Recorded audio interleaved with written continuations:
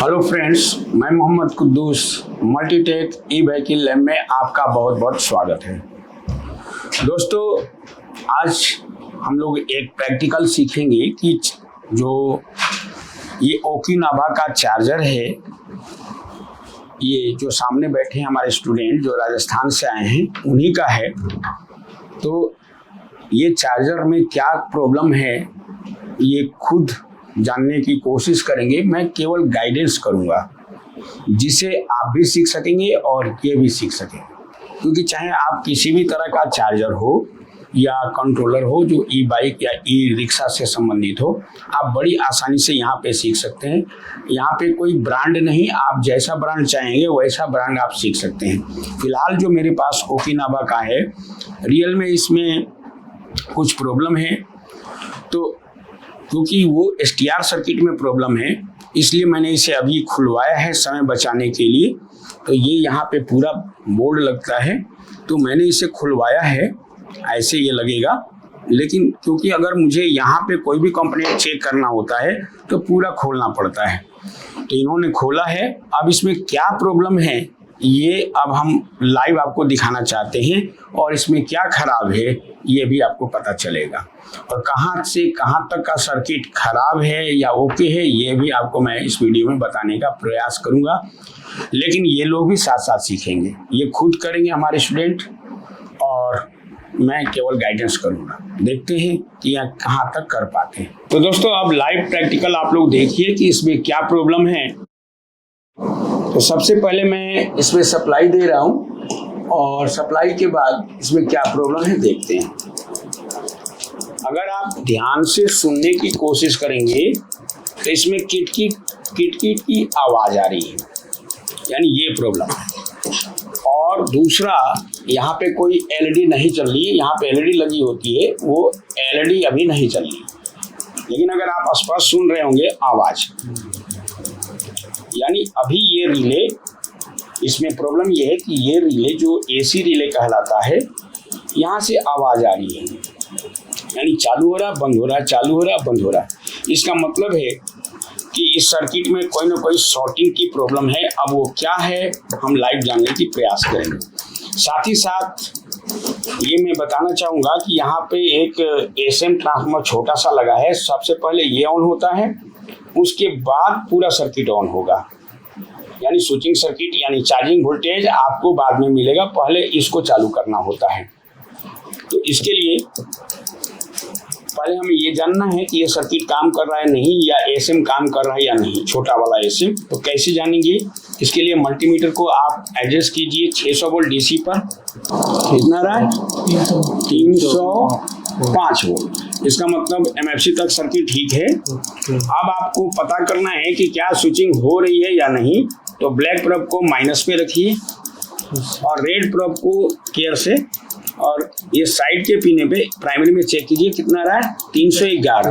तो दोस्तों, जैसे आप देखिए 311 वोल्ट आ रहा है। अब दूसरे टर्मिनल पे या तो इसे बढ़ के मिलना चाहिए या ज़्यादा मिलना चाहिए। तो यहाँ पे 28-30 आ गया, इसका मतलब ब्लिंकिंग हो रही है। इसका मतलब प्राइमरी में दोस्तों ये बताना चाहूँगा कि प्राइमरी के दो टर्मिनलों में अगर मुझे अलग अलग वोल्टेज प्राप्त हो रहा है, इसका मतलब स्विचिंग हो रही है। तो अगर स्विचिंग हो रही है तो आउटपुट मुझे मिलना चाहिए। तो आउटपुट के लिए सबसे पहले इसको मैं बंद कर रहा हूँ। पहले एक बार आपको दिखा दूँ कि आउटपुट कहाँ मिलती है। तो अगर आप ध्यान से देखें तो यहाँ पे एक डायोड लगा हुआ है, मैं थोड़ा और क्लियर करवा देता हूँ। और यहाँ पे एक STR लगा हुआ होता है, ये STR इस SM को चालू करता है। तो ये क्योंकि गम लगा हुआ है दोस्तों, यहाँ पे गम लगा हुआ है, तो ये गम को हटाना पड़ेगा, तब जाकर के STR दिखेगा, क्योंकि STR ही इस SM को चालू करता है और इस डायोड से हमें आउटपुट प्राप्त होता है। और ये कैपेसिटर हमें फिल्टर करके देता है और हमें यहाँ पे 12 वोल्ट मिल जाती है इस टर्मिनल पे। लेकिन क्योंकि STR गम लगने के कारण चिपका हुआ है, इसलिए मैं पहले इस गम को हटवाता हूँ। और गम को हटाने के लिए आपको एक केमिकल लेना होता है। ये केमिकल है ग्लू रिमूवर, लिखा है इस पे। तो इस केमिकल के द्वारा इस ग्लू को हटाया जा सकता है। तो थोड़ा सा हमें आप लोग ग्लू डालिए इसमें।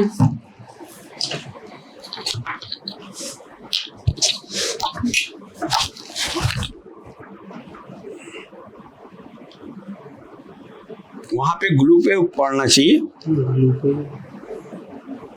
ठीक है, अब इसको बड़े प्यार से कुछ सेकंड रखना पड़ता है और इसको धीरे धीरे इसको हटाया जा सकता है। अब थोड़ा मुलायम हो जाता है तो ग्लू को आपको क्लियर करना होगा और ग्लू डालो।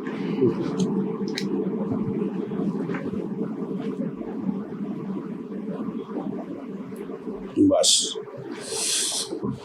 अब इसको धीरे धीरे आपको हटाना है।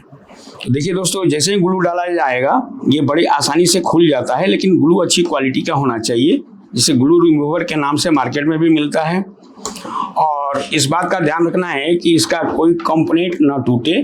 भले इसमें ग्लू रिमूवर जो है केमिकल ज़्यादा मात्रा में भी डाल सकते हैं। तो ये छोड़ रहा है धीरे धीरे। इसी तरह से आपको थोड़ा और डालिए।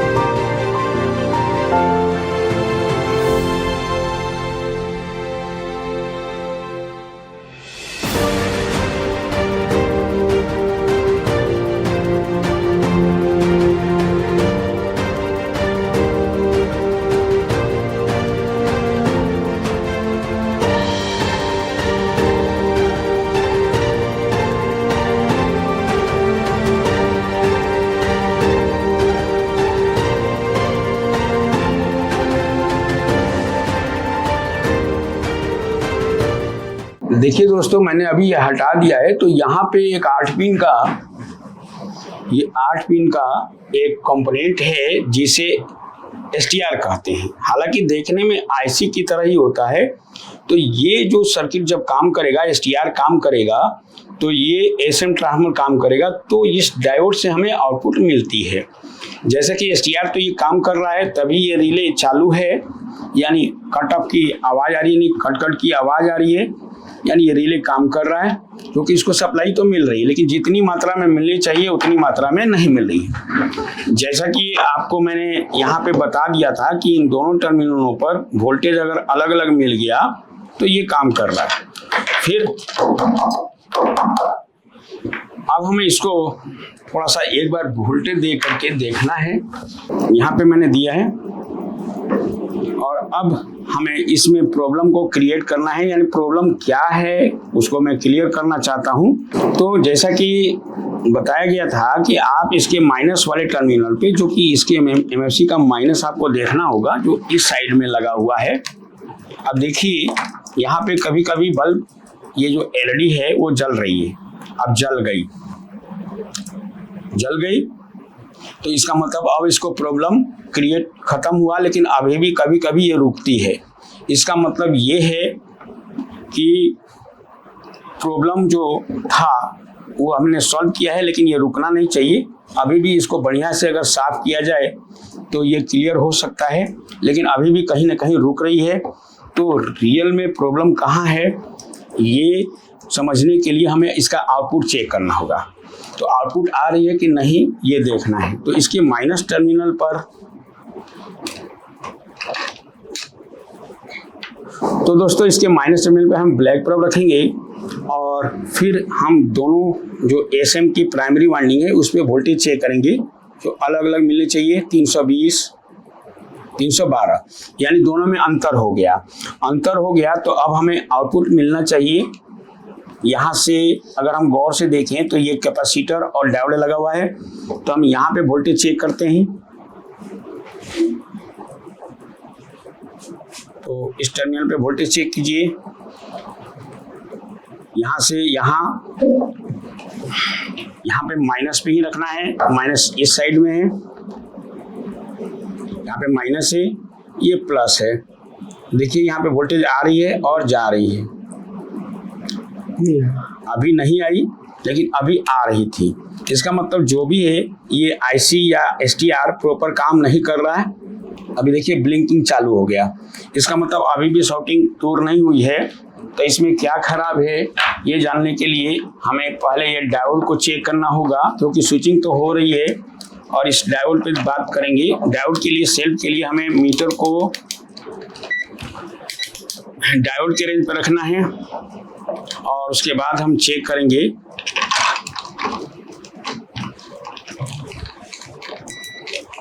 तो यहाँ पे अगर हम देखें तो ये क्या बोल रहा है, डायोड शॉर्ट।